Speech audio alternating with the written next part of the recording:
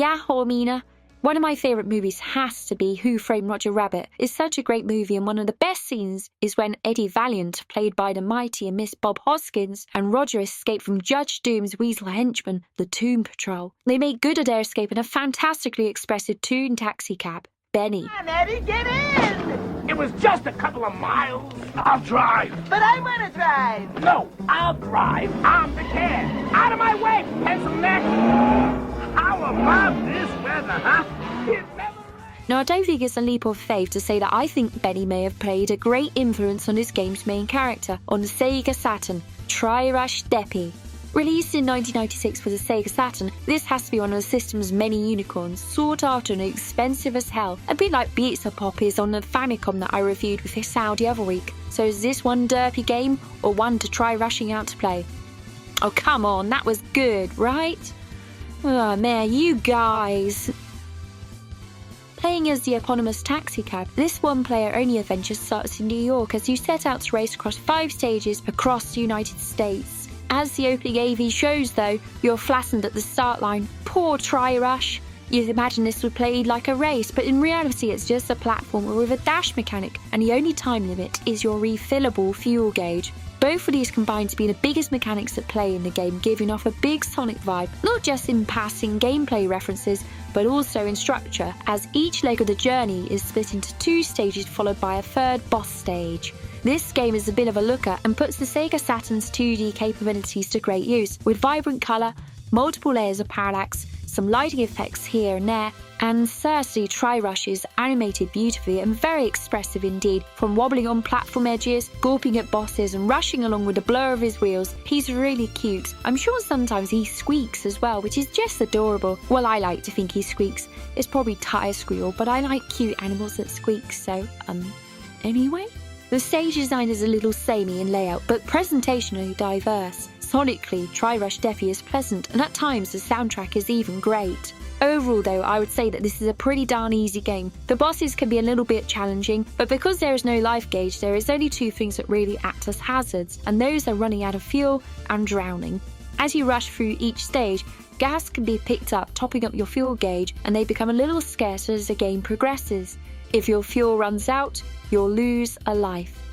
Next is your dash attack, but be warned, this uses fuel quicker. In addition, the dash attack can be charged into a mighty powerful attack essential for boss battles. But this uses even more fuel, so during a boss battle you'll be contending with taking on the boss as well as managing your fuel level. Be careful though, dashing into a wall will momentarily daze, slowing you down, but it can be shook off a bit quicker by hammering the jump button. So-called neon stars are collectible in all non-boss stages of the game, and 100 of these stars gives you a continue for the game over screen. In addition, star bonus streams can be encountered, and if you collect all of the stars in these, this will really boost your star tally. A quick tip, pause these bonus stages and then you can pan around the bonus room to figure out the route to collect all of them. Likewise, defeating a boss will give you a star bonus. Other pickups include life buoys to help you float, an invincibility pickup which momentarily allows you to zip through the stage unharmed by enemies, and an extra life pickup. Through each stage you may encounter a fellow competitor that needs helping, which the game calls drama points. Rescue or help them, and this will affect the ending that you receive on completing the game. But there's a bit of a flaw here. You can only backtrack so far in stages, so whilst the levels are structured to be explored, exploration can be somewhat restricted. This may be a good thing, as it may add replayability, but I guess when I play games, I just want to explore everything, so I never like this mechanic. But talking of exploration, it's well worth it because there are also some secret stages to find. They are signposted or will have something to suggest that their presence and can be entered by holding up whilst jumping, and Derpy will burst through the background into a secret stage.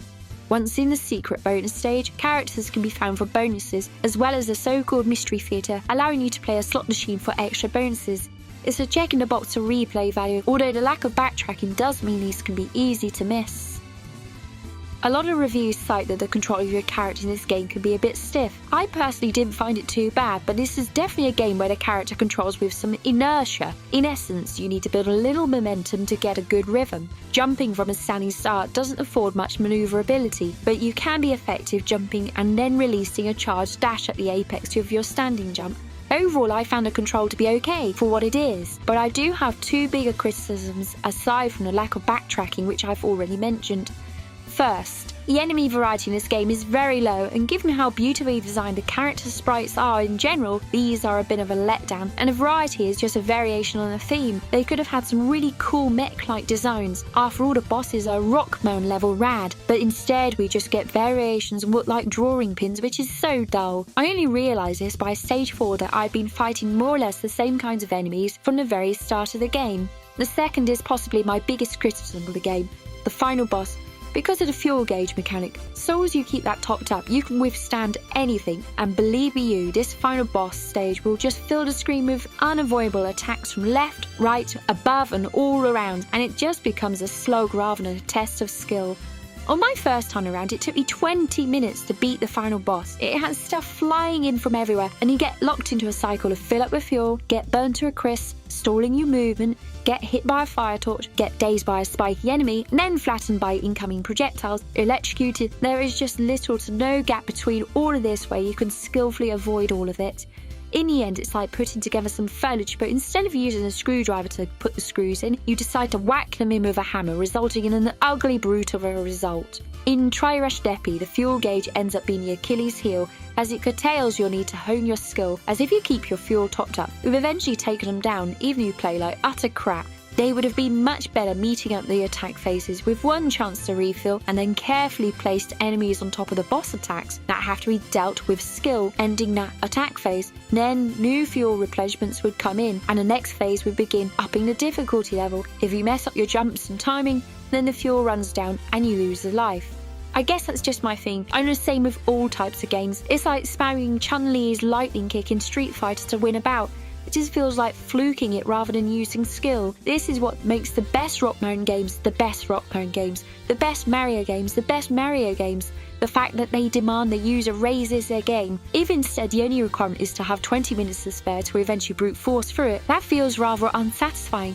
And I'm fairly content to say that I tried playing well through certain phases, but it was just crap flying from all over the place that was unavoidable.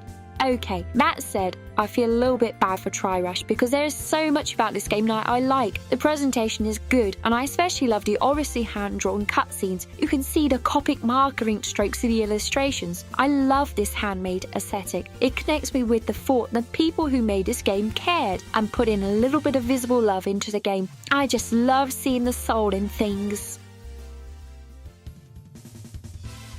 The Japanese level in this game is rated as none, as there is virtually none in this game. Overall, it's the few flaws with the gameplay that knock this game back. I rate it as good, or 3 stars out of 5 for my rating scheme, but it's absolutely not worth anywhere near the prices being charged for it. But if you have other ways to play this game, it's worth a go.